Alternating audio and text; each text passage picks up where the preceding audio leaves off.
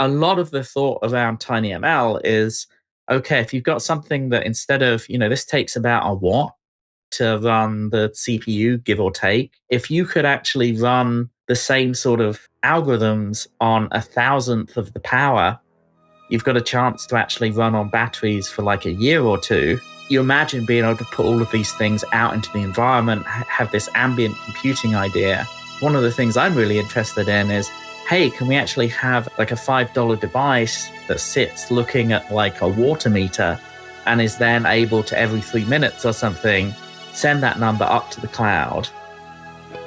Welcome to the Conversations on Applied AI podcast, where Justin Grammens and the team at Emerging Technologies North talk with experts in the fields of artificial intelligence and deep learning. In each episode, we cut through the hype and dive into how these technologies are being applied to real-world problems today. We hope that you find this episode educational and applicable to your industry, and connect with us to learn more about our organization at AppliedAI.mn. Enjoy. Welcome, everyone, to the Conversations on Applied AI podcast. Today, we're talking with Pete Warden. Pete's mission is simple: organizing the physical world's information to make it universally accessible and useful. He was the founder and CTO at Jetpac, where he built a technical team and created a unique data product that analyzed the pixel data over 140 million photos from Instagram and turned them into in-depth guides for more than 5,000 cities around the world. Jetpac was acquired by Google in 2014. From there, he was a founding member and technical lead of the TensorFlow mobile team, responsible for deep learning on mobile and embedded devices. Today, he is the CEO at Useful Sensors, which I'm sure we will learn a lot more about during this interview. Pete is also the co-author of the highly successful book entitled TinyML, published by O'Reilly. And this is a must-read for anyone interested in machine learning at the edge. It's fabulous. Finally, Pete holds a Bachelor's of Science from University of Manchester and a Doctor of Philosophy and a PhD in Computer Science from Stanford University. So, Pete, I want to say thank you so much for your time. It's a thrill to have you on the program today. No, thanks so much, Justin. And just to, clarify a little bit, I'm working on my PhD at Stanford. I just started, so... Well, we know you'll finish. I am confident of that. Well, man, awesome. Well, with all that you've accomplished, I mean, like, where to start? I guess maybe from the beginning, as we like to keep some of these conversations, on here, just pretty casual. I mean, how did you get into computers and the technology? I mean, at a young age, my uncle actually gave us a Sinclair ZX81, as we said in the UK. I think it was marketed as like a Timex over here. And that really, I was just a little kid at the time, but there were two things really. One of them was that my dad spent hours typing in programs, for magazines, and that really impressed me because I was like, wow, my dad's spending a bunch of his spare time typing away on this thing. It must be really interesting. And there were always bugs in those printed programs because you'd have page on page of like text to copy. And so I always got really fascinated by, how can you actually understand these programs and like fix the problems that come up as you type them in? That's awesome. Yeah, no, I remember writing BASIC when I was in like fourth grade, and my parents bringing home an old Apple II. I guess old at the time, but I guess it was new. But it was an Apple II. My mom worked for the school district here in Minnesota and was able to check out the Apple II computer and bring it home, and just started playing around with them. And so did that then continue to be a fascination of yours throughout high school and college and everything, sort of all the way through, or did you kind of take a break from it? I never took a break from it, I have to say. Though for a long time, I was convinced that game programming was really, because I spent a lot of time as a kid, playing games back in the 80s, and I wasn't actually that good at them. So a lot of the programming I learned was by pressing like the break key and typing in let gold equal 2000 so that I could actually, progress through the game. Or, one thing my sister still remembers was that I found a guide on how to give you more dollars in your SimCity save. I'd get called every now and again to come and give it a boost. Yeah, so I went through college really with that as my main goal, and I actually spent 5 years as a game programmer, sort of starting in the PlayStation 1 era and focusing on doing graphics programming. Wow, that's some legit stuff. I mean, I worked on building a game on Android, boy, probably early days of Android, all of the sort of GPL stuff. And is that what you were doing? Like kind of like low level work like that? Yeah, I was actually writing 3D engines. So back, especially on the PC, before you could rely on there being a graphics card, a 3D graphics card there, I helped write some, software renderers, actually like scanline rendering triangles and textures. And I actually had to figure out how to render pool balls for a game focused on pool with like specular highlights. And so, yeah, it was a great initiation into programming. And the other nice thing about it was that almost all the games I worked on, a lot of them were conversions especially from the PC to these consoles. So I spent a lot of my first 5 years of programming working with other people's code. And that has really stuck with me, what I learned from that. Ah, interesting. Did you find it a good way to learn, I guess, or fix problems, I guess? I'm just trying to think a little bit more about how that played out with regards to how you viewed the world of programming. Well, it meant I had to spend a lot of my time taking pretty big code bases and trying to figure out ways of understanding them and comprehending what was actually happening. And then, understanding them well enough to be able to rewrite the parts that, we kind of needed to replace for these different platforms. And I discovered that the more effort I put into debugging and writing debugging tools, that was one of the most effective ways to spend my time, was like just trying to pull in as many debugging tools like, profilers and printfs and breakpoints and test code and like whatever, so that's another thing that stuck with me. I've never regretted putting time into debug tools.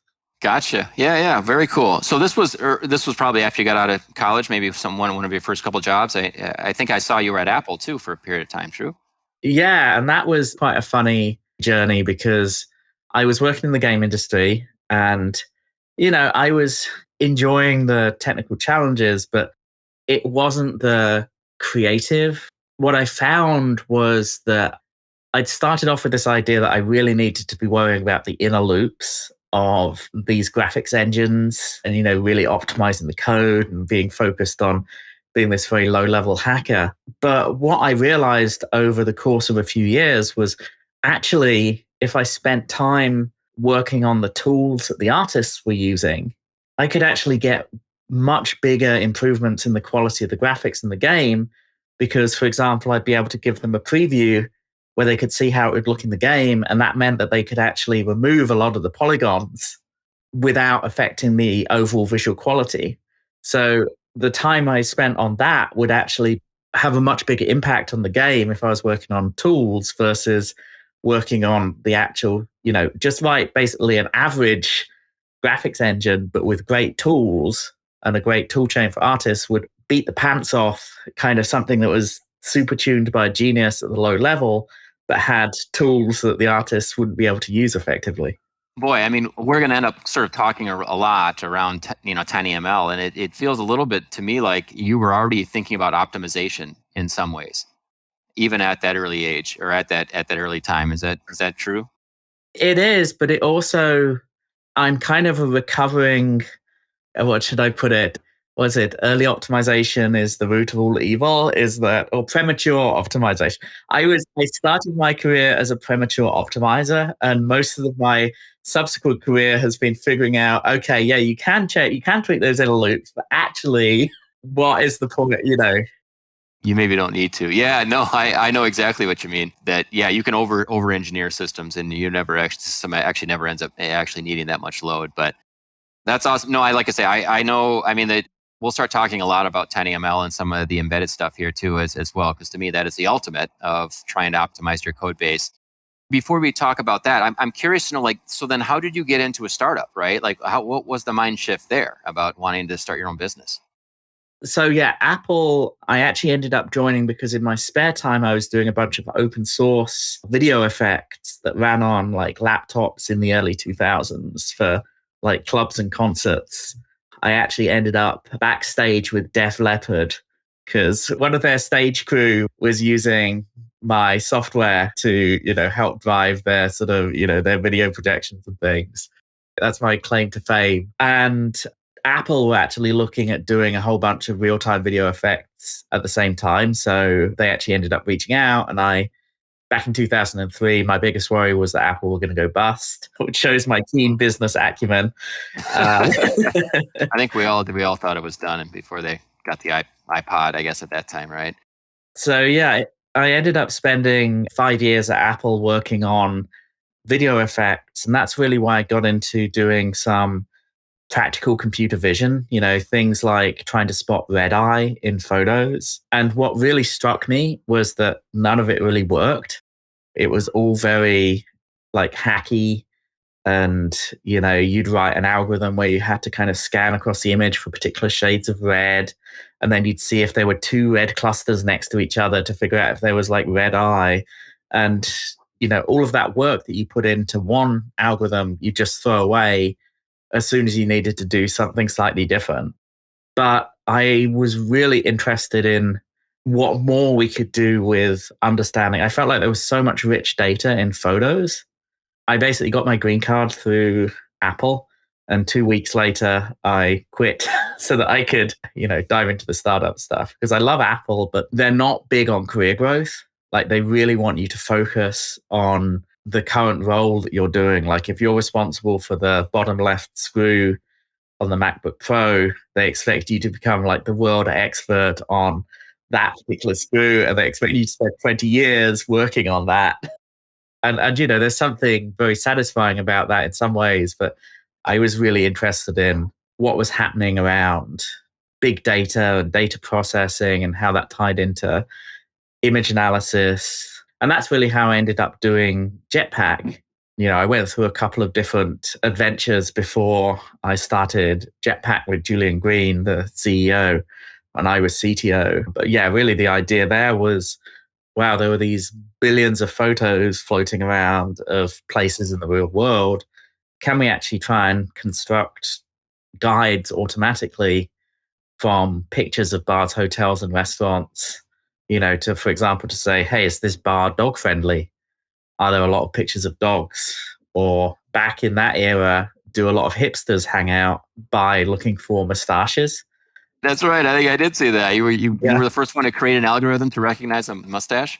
Yes, and it actually worked. But the trouble was, what was interesting, we had a Sunday Times journalist in the UK actually use our top 10 for London to see if it was actually working correctly. And he found it mostly was, except it also found a bunch of Turkish cafes and restaurants. Oh, man, that's funny. Yeah, we had, like, it was a really interesting, but back then as well, like the algorithm that I did for the mustache, again, it was still in that era of like the red eye sort of process where I was using one algorithm to try and locate faces. And then I was sort of doing a histogram between the nose and the mouth to try and tell if there was actually, it was significantly darker than the rest of the face.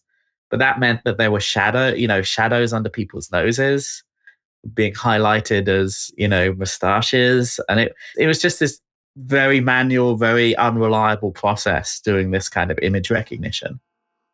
Yeah. Well, but you're a pioneer in that days. You guys are just trying to figure out how to do it because, I don't know if it's been solved yet, per se. Would love to get your opinion just around facial detection in general. But I'm just super amazed that I have children. I have an 8 and a 10-year-old, and it'll pick out their faces from them when they were infants.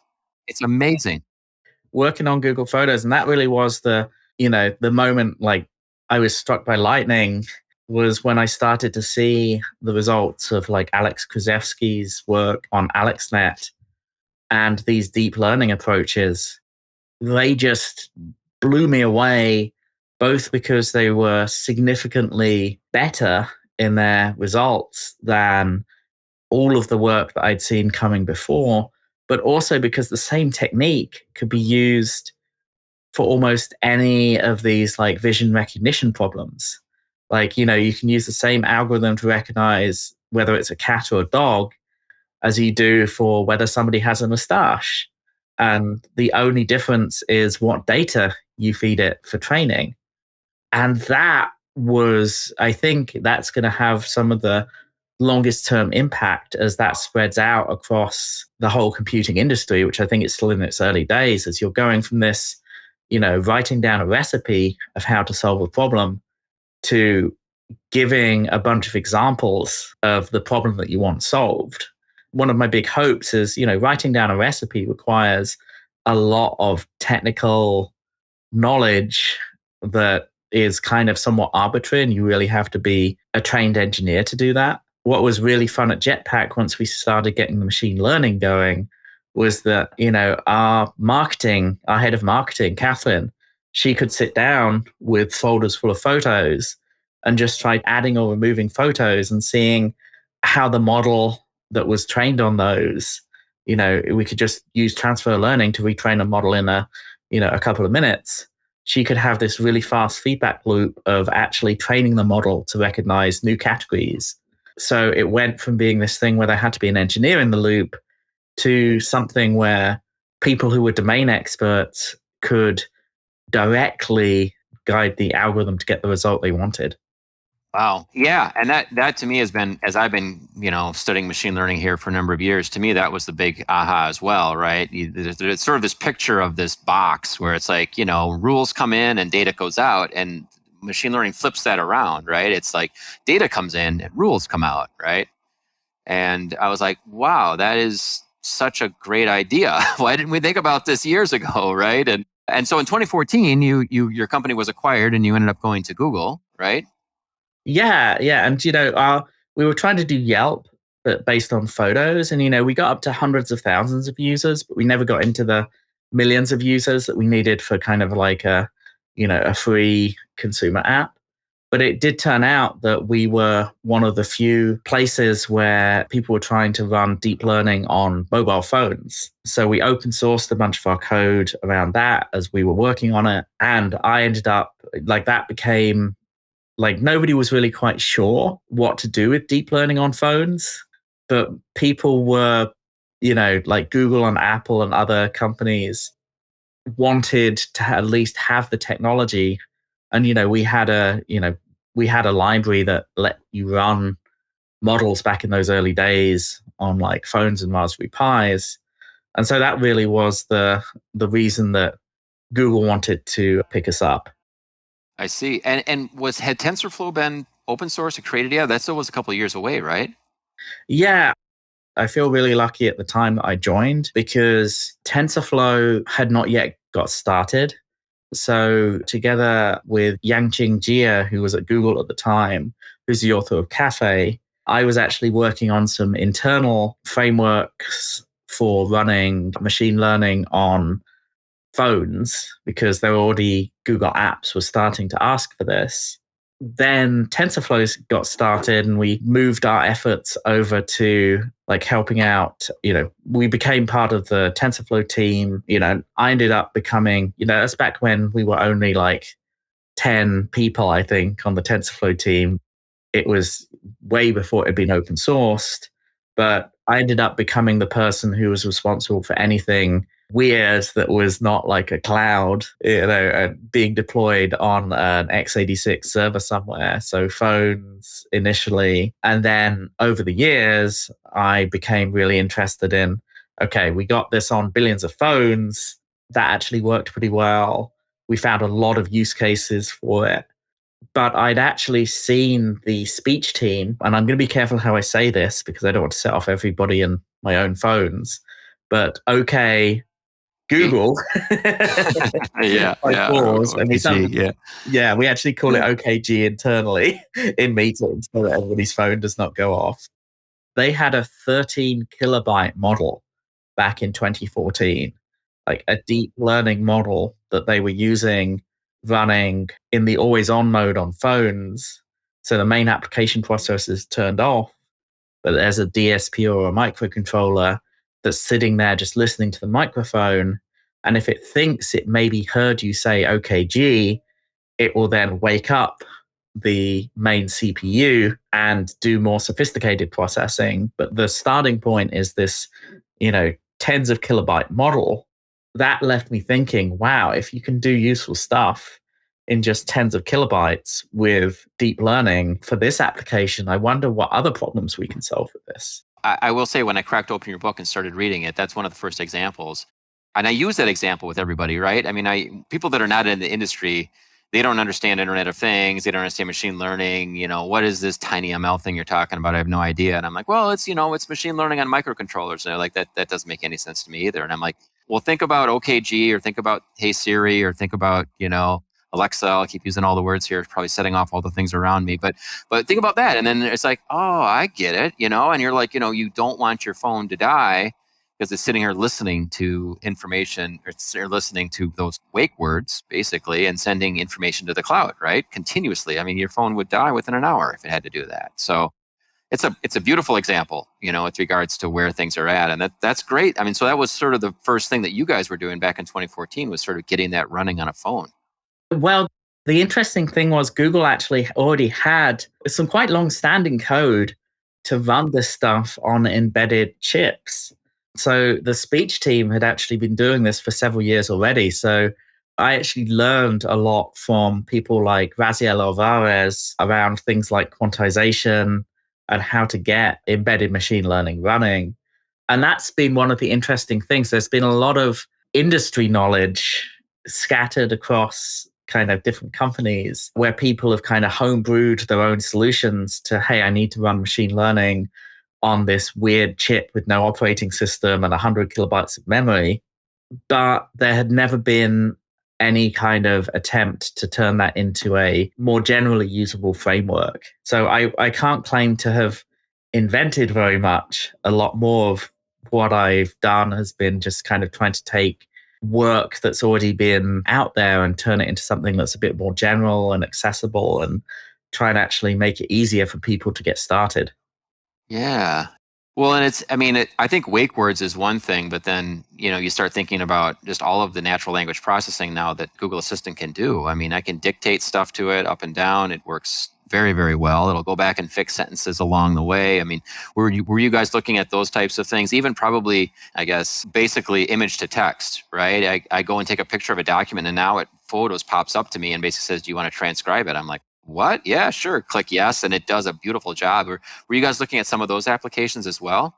Yeah, so a lot of those took place on the main phone CPU. So we supported that through, I helped build TensorFlow Lite, which is kind of I think it's probably still the most popular framework for running ML on phones. And so all of Google's major apps picked up that for things, like the obvious ones are like the photos use case, like you mentioned, and Google Translate.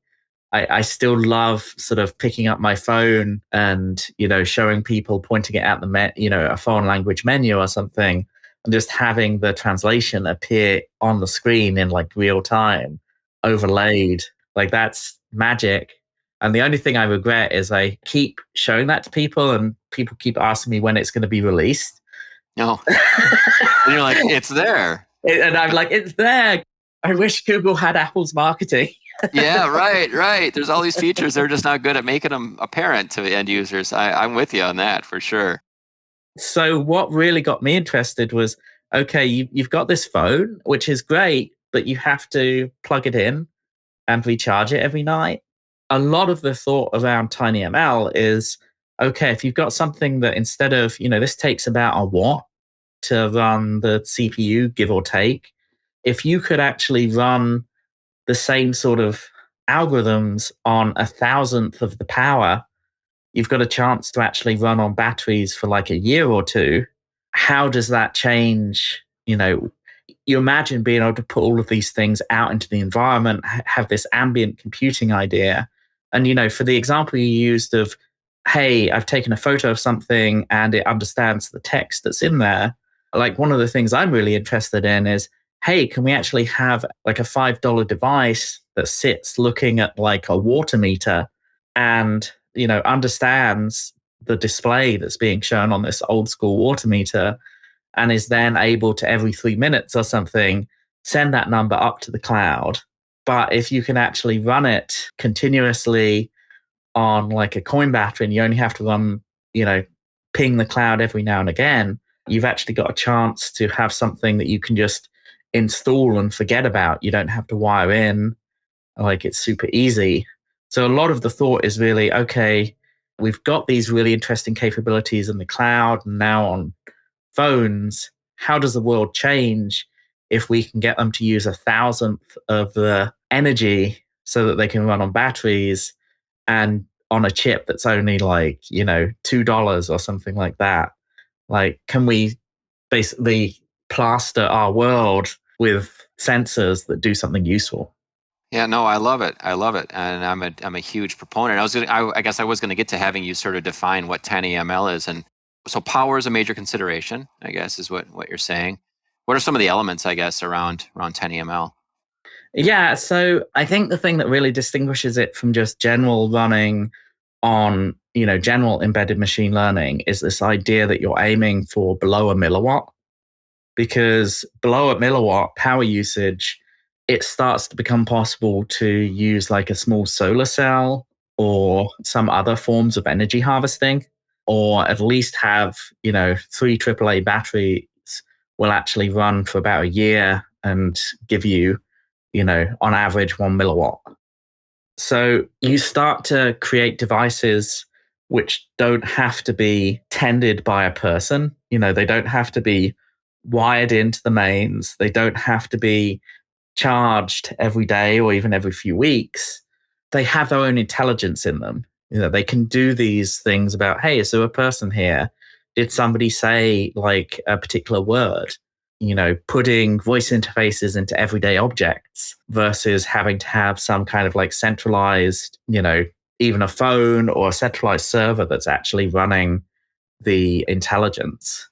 So that's really the root of TinyML, is like, it feels like there's this big change once you liberate these devices from, or liberate people from having to kind of like tend to these devices and, make sure that they have enough power.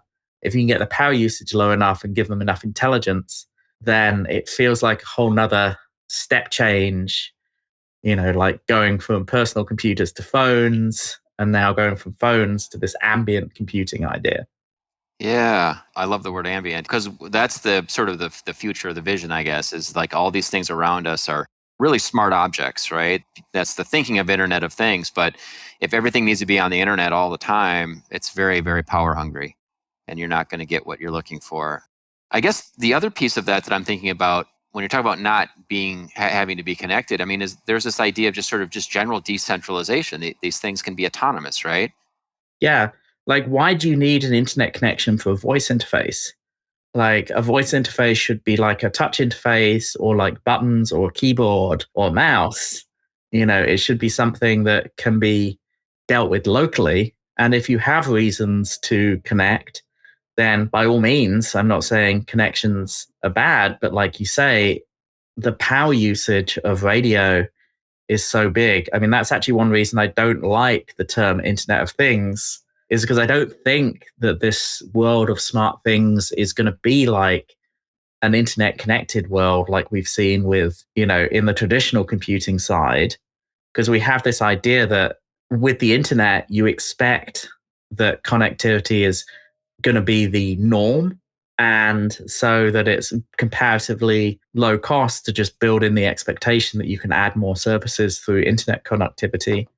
Whereas if you have these hard power constraints and connectivity can easily take at a minimum like 50 milliwatts or 100 milliwatts whenever you turn the radio on, and that's like 100 times more than what you're using to run machine learning locally, then the duty cycle of when the network's actually on and available and the trade-offs of actually using an internet required service, it becomes much more different than the sort of the desktop or even the phone use case. Yeah. And for the end user to have to keep plugging things in all the time, I'm just thinking myself, smartwatches have gotten better and better over time. And now even like the watch that I have, here, it's not even internet connected. It's more of a running watch, and it pairs with my phone and can do all that stuff. But I mean, it'll go for more than a week. But I think about some of these initial watches that I had. It was like every night I had to charge the thing, and I mean, oftentimes I would forget, and be frustrated, and just not even want to use it. Honestly. Well, and honestly, I think that for me, that's a massive barrier to, having more devices per person for me. The idea of having more chores to do and more things to remember to, I don't even have a wireless keyboard because I always forget to plug them in. They always run, the charges always run down. So if we want to go from having 2 or 3 devices per person, a laptop, a phone, maybe a watch, to hundreds of devices per person, we can't rely on having somebody there to charge them or them being kind of plugged into the wall. And so that's really why the power usage is such a key part of this kind of TinyML definition. Yeah, for sure. Well, so you're doing some awesome stuff at Google. When did you write the TinyML book, I guess? Like, what was the thought behind that? So that really was a couple of years ago. A lot of the thought behind that was, again, I don't feel like I've invented very much of this stuff. I've helped kind of pull it together into the TensorFlow micro framework. But what I realized was that machine learning is this very specialized world where it's hard to learn all of the concepts you need to sort of actually produce applications.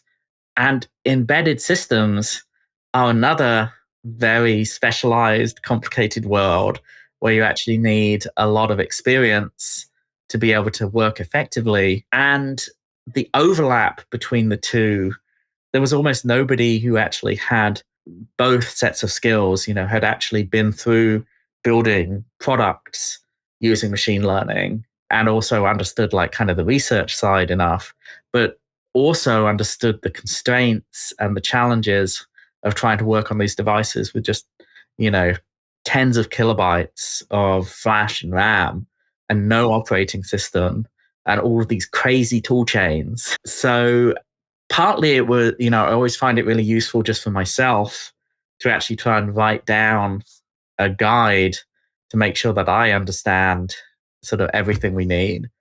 But I also really wanted to hopefully help provide an on-ramp to people who totally had the capability to learn either, hey, I'm an embedded person, I know I want to learn enough machine learning to be useful. Or on the other side, hey, I'm a machine learning person and I want to understand how to get my models down onto all these weird kind of, 50-cent chips. So that really was the idea behind the book. Was I knew we needed more people educated and trained up on this stuff if we were going to start building some of the things that were possible, and really trying to do kind of a brain dump together with my co-author Dan, focused on some very practical applications, but in a way that sort of walked you through, hopefully, a bunch of the skills and knowledge you need to pick up in order to be effective.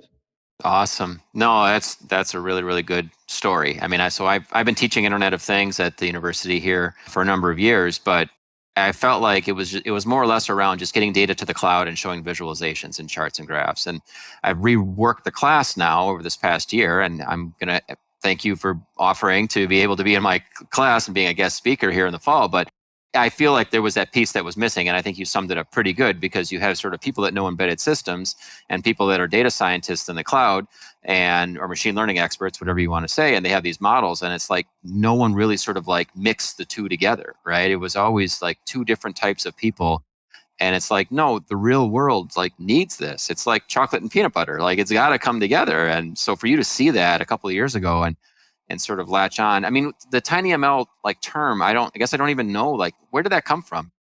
Did somebody at Google invent it, or where? I don't know, actually. That's a good question. I mean, Evgeni Gousev from Qualcomm has been one of the longtime champions of this idea and this community. And my memories of this are, I did a talk a few years ago called "The Future of Machine Learning is Tiny," and basically laying out a lot of these ideas and, why I thought doing things on these super low power platforms was going to be so important. And then Evgeni sort of came, I'd been talking to him before. He was responsible for the Qualcomm glance, which is a really, really important early example of machine learning on a really, really tiny device with a camera. So I'd been talking to him a lot about this anyway, and he suggested, hey, we should actually put together a conference around this idea. And I think between us, we came up with TinyML seemed fairly natural. And yeah, so as far as I know, that seems to be when the terms sort of started to take off anyway. We held the first TinyML summit. Now I think we're into our third or fourth year with that. And Evgeni has been running with it and making it grow. And it's been really good to see. Yeah, it was awesome. I attended it here in San Francisco just, a couple months ago or so. And oh man, I was just blown away. Super impressed at the community that's been built up just in a handful of years here. 300, 400 people, I think, attended. And it was a lot of fun. And there were just, I guess there's just a lot of commercial support in the space, right? There were a lot of vendor tables there that companies like Qualcomm, you're talking about, Intel. I mean, the guys at Edge Impulse have been doing some awesome stuff, right? Lots of startups doing some really, really cool, fun things. So yeah, it's a super vibrant community. It's really, really exciting. I'm planning on going next year, and it's been great to see it. Again, I guess I'm kind of a new entrant, but it's still so new, but it feels like it's got a lot of traction. I mean, what's really nice has been there's all of these hardware and software trends that sort of seem to be coming together to kind of, put wind in the sails of this idea. A lot of the hardware vendors, what's been really nice is I'm able to say to them, hey, just give us more arithmetic and we will make use of it. Like, we're compute bound, we're not memory bound. And that's actually really unusual for, practical applications. Most things are like, along the lines of like HTML rendering, where you've just got a whole bunch of logic and branches and, data dependent stuff. And that's usually, basically the speed depends on the memory accesses. Whereas for machine learning, we're doing effectively these enormous matrix multiplications where you actually take this one value and use it in a lot of different calculations. So that one memory access is kind of amortized across, hundreds or thousands of arithmetic operations.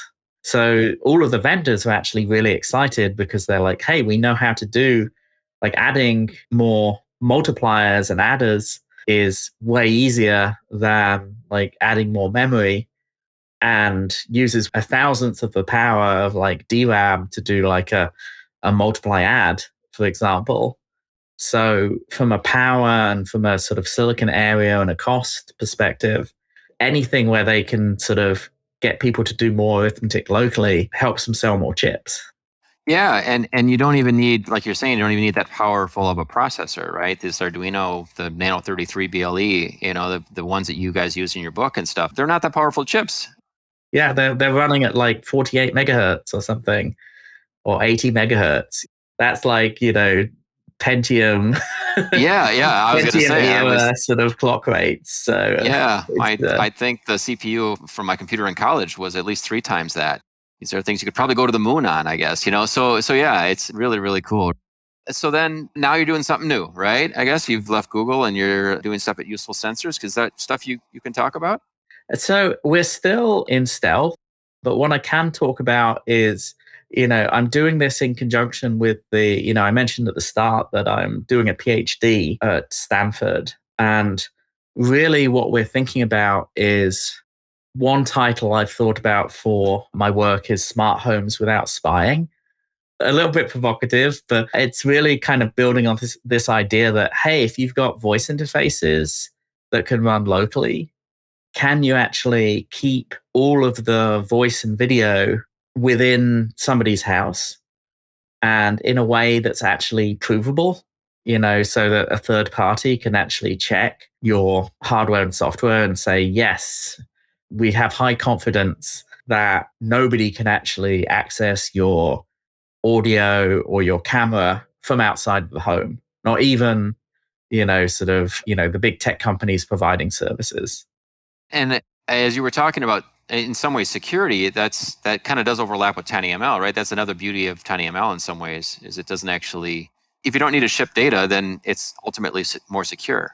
Exactly. And that's one of the things that if we can engineer this correctly, there's already this explosion of microphones and cameras in all sorts of devices because these ML capabilities of like, hey, is somebody sitting down on the couch in front of the TV? Like that's actually really useful from an ambient computing kind of perspective. You can imagine like safety applications like having parental controls on like a stove where only kind of the authorized users can actually, turn on the stove, and maybe the stove can turn itself off if it hasn't seen anybody for half an hour.